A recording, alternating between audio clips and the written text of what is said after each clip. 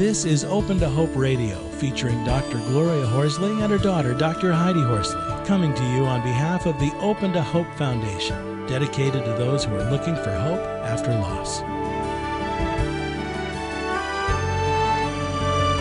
Now, here's Dr. Gloria. Welcome to the Open to Hope Show. I'm your host, Dr. Gloria Horsley, with my co-host, Dr. Heidi Horsley. Heidi, why don't you introduce our guest? Okay, I'd love to. Our guest today is Judy Schreiber-Mosher, and Judy felt that with the death of her husband, Lauren, her world had ended, but over time she found that the world transformed due to her willingness to ceremonially disperse his ashes around the world, learn to eat, sleep, and travel alone, and eventually date. She is the author of Tincture of Time and How to Cope with the Death of a Partner. Welcome to the show, Judy. Thank you. Thank you for having me. I'm very glad to be here. It's great to have you on the show. And tell us a little bit about the beginning of your journey. Your husband, Lauren, died of liver cancer? He died of liver cancer. He got, diagnosed in, let's say, April. And then we looked for many treatments, and he was not pleased with any of the treatments here, so we did some experimental treatments in Germany, went to Germany actually on Father's Day, which was June 19th, and he died July 15th in Germany. Oh, my goodness, that was 9 years ago. Yeah, it was 9 years ago, yes. Mm-hmm. That's really quick, from diagnosis to death. It's very quick, and, the people who have a long time think they like it quick, and the people who have a quick time wish it was longer. That's a good point. There's no easy way for us to lose somebody. No, they just, no matter when it is, it's a loss. No matter how old the person is, it's a loss. But life goes on. And how did it go on for you? You had to get him back from Germany and all that kind of thing. Yes, it must have been. Did have to get him back from Germany.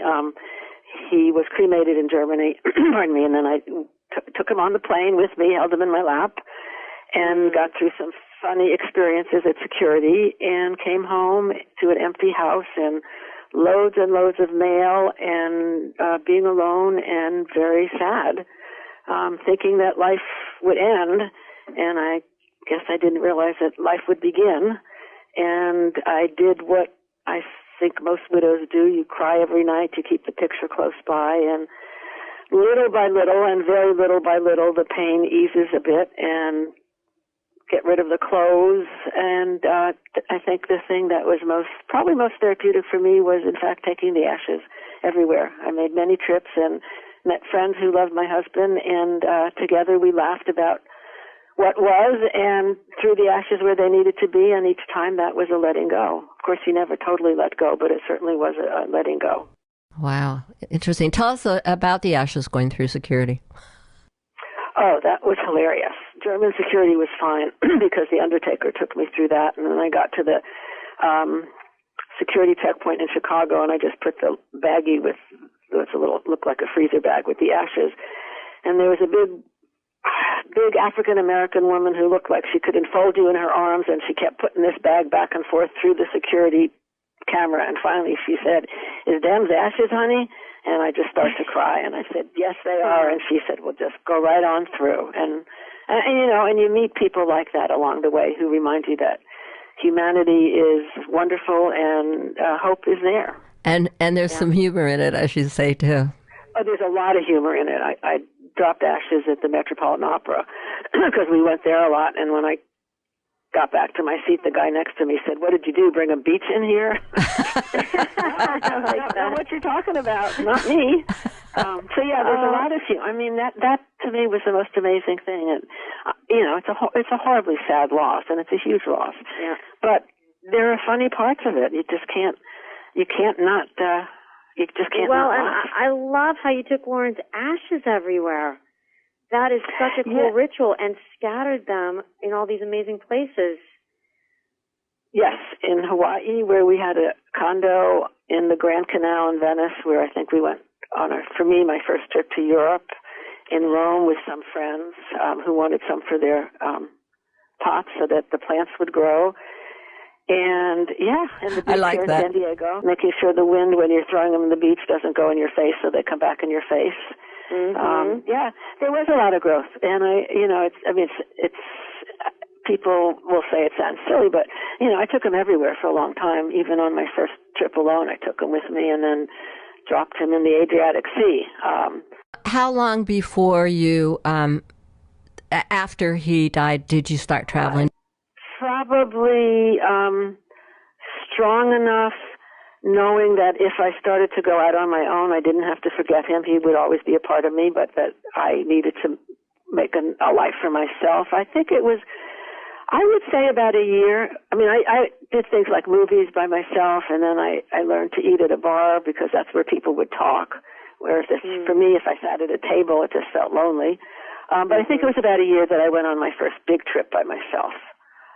Really by myself, not the Ashes, but on a big trip to Croatia. Did you do a tour, or did you go really by yourself? Totally. I did it. I did a tour. It was a small tour, but I did a tour. But I went there a couple of days by beforehand, and did the tickets, which he used to do. Every step is like, kind of like, whatever word you want to put in it. Now I have to make the reservations by myself. He used to do that. Now I have to do this by myself. But you learn, and then each time you do it, you get stronger. You're making a good point, Judy, because sometimes we don't realize all the roles our spouses play until they're not there anymore. Tell us, I know some of our audience out there is wondering about dating. What about dating? The best part is actually unbelievable to me is that I am now living with a man whom I love very much and who loves me. It's 9 years for sure. And the dating part was really, really hard for me because I've never been I've never just gone out a lot. I've always been lucky and met people and then, had a good relationship. But what I did was, I took a deep breath. I told a couple of friends, and they introduced me to a couple of men who were just horrible, from my point of view. And now, how long after Lauren died was this? That was probably a year as well. Okay. I bet that was a year. And then I did Match.com for a couple of times, and that didn't work for me. And then I'm Jewish, so I did JDate, and that was hilarious because I ended up meeting the first cousin of my ex-husband, so that didn't work for me. And then that was funny. And then I did Let's Do Lunch because I thought that would force me to go out. It would be easy, and I really needed practice. I needed to know how to sit down with a man and have lunch. And Judy, is Let's Do Lunch? I've never heard of that. Is that like speed dating, where you go and just have lunch and they leave?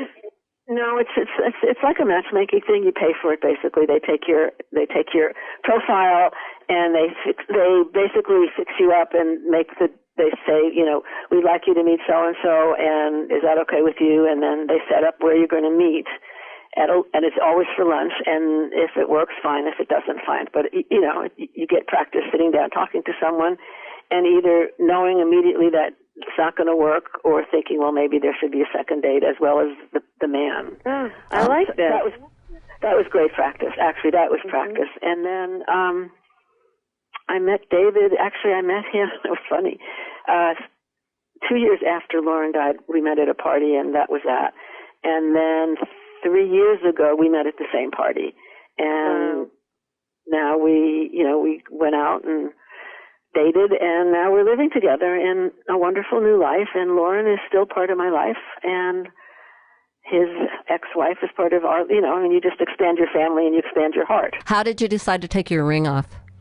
I thought about it, and I kept thinking, and some of this is in the book, of course, but if I wasn't married, why did I wear a ring? And if I was married, should I wear the ring? And was I still married even though Lauren was died? And then honestly, one day, I think, I don't know exactly the time, but I would say probably 6 months to a year, I just said, okay.